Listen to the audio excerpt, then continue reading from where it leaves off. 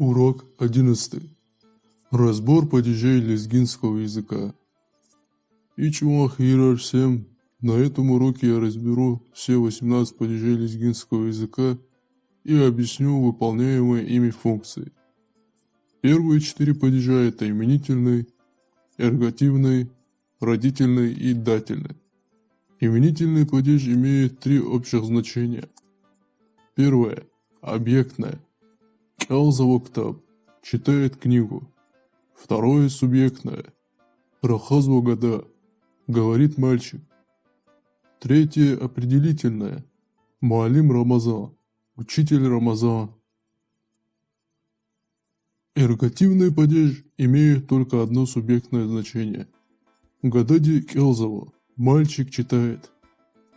Имеет различные окончания ди, а, и или е, которые добавляются к словам именительного падежа. Родительный падеж имеет определительное и редко объектное значение. Определительное – куали ре, домашний двор. Объектное – дахти гаурда акуна, поняли отца. Оканчивается буквой «н». Дательный падеж имеет объектное, обстоятельное и субъектное значение. Первое объектное. Щивциз мухце. Дай коню ячмень. Второе обстоятельное. Куалисфена. Пошли домой. Третье субъектное. Вахаз акуна. Сестра увидела.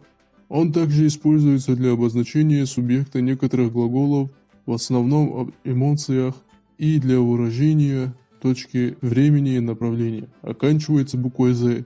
После этих падежей идут остальные 14 локативных падежей. Местный первый падеж отвечает на вопросы «у кого», «у чего», «около чего», «около кого», «кому», «к чему». Нив гö. Имеет окончание «в», добавляется к эргативу. Завго. У меня есть сейчас на руках. Исходный первый падеж отвечает на вопросы от кого, от чего. Нива, гава имеет окончание вай, выражает движение откуда-то. Он также используется с глаголом иметь возможность и выражается случайное действие. Зава, ждать, я не смогу. Зава, кажемир, от меня не хоти.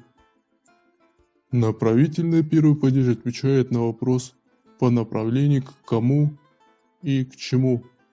Нивди, кевди используется как инструментальный падеж, но также иногда используется с его первоначальным значением в направлении и еще реже рядом. Завди рахана говорил направление меня. Практически неиспользуемый падеж. Местный второй падеж отвечает на вопросы «за кем», «зачем». Ник, как означает позади, на, навстречу, в обмен на что-либо. И с. В конструкции с глаголом «аво» он выражает обладание. Оканчивается буквой «х». За кого у меня есть, за мной есть. Исходный второй падеж отвечает на вопросы от кого, из-за чего. Нихай, какай может означать либо от, либо причину страха или стыда. Закак чахана побоялся меня, то есть от моей стороны испытал страх. Направительный второй падеж отвечает на вопрос по направлению к кому-либо или к чему-либо. Нихти, кахти редко используемый падеж, имеет окончание хди. Местный третий падеж отвечает на вопросы под кем, под чем. Ник, как. Используется с глаголом ко, есть, находиться под чем-то. За ко, подо мной, имеет окончание ка. Исходный третий падеж отвечает на вопросы из-под кого, из-под чего, от кого, от чего. Ника, кака. Также используются конструкции кто-то или что-то становится кем-то или чем-то и может выражать рассказ о каком-либо объекте. Имеет окончание кай. Зака рахазво разговаривают обо мне. Зака ксан кас жезво я становлюсь хорошим человеком. Направительный третий падеж отвечает на вопросы под кого, подо что. Никти, көкти. Выражает причину никогда не движение под и может означать потому что или из, когда в предложениях таких как человек умер от болезни. Окончание кди. Азар дикти хена. Умер от болезни, из-за болезни. Местный четвертый падеж отвечает на вопросы в ком, в чем, не к. Используется с глаголом аво, есть, имеется. Имеет окончание а или е. Не аво, в ком есть, внутри кого есть. Такая конструкция редко используется, чаще заменяется послелогами. Исходный четвертый падеж отвечает на вопросы из кого, из чего. Ня, ка. Окончание ай или ей. За акудно, вытащили из меня. Местный пятый падеж отвечает на вопросы на ком, на чем. Нел кел означает на чем-то, а также для выражения причины некоторых эмоций. Используется с глаголом алло, находиться на чем-то. Окончание эл.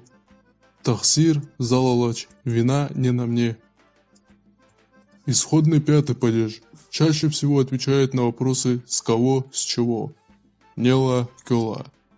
Указывает на отдаление, используется в значении после и чем, когда идет сравнение. Имеет окончание лай. Зала ярга, вдали от меня. Зала аксан, хороший, чем я. Рахай далай, после разговора. Такая конструкция не используется, используется послелог. Вернее было бы рахай далай кулух, после разговора, после того, как поговорили. Направительный пятый падеж отвечает на вопросы направления на кого, на что. Нелди, кёлди. Означает на, до, в, когда за ним следует прилагательное. Как инструментальный падеж, например, язык, или поучительный с абстрактными существительными. Имеет окончание алди. Рахадалди. До того, как разговаривать. Приблизительно такой расклад. В действительности большинство падежей заменяются послелогами, которые на самом деле очень облегчают коммуникацию на лезгинском, особенно для тех, кто не знает падежи. Вам в первую очередь необходимо знать только первые 4 падежа, остальные со временем усвоите.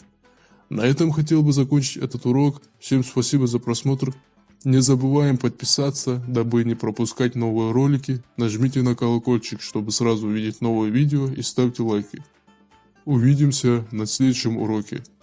Саграй.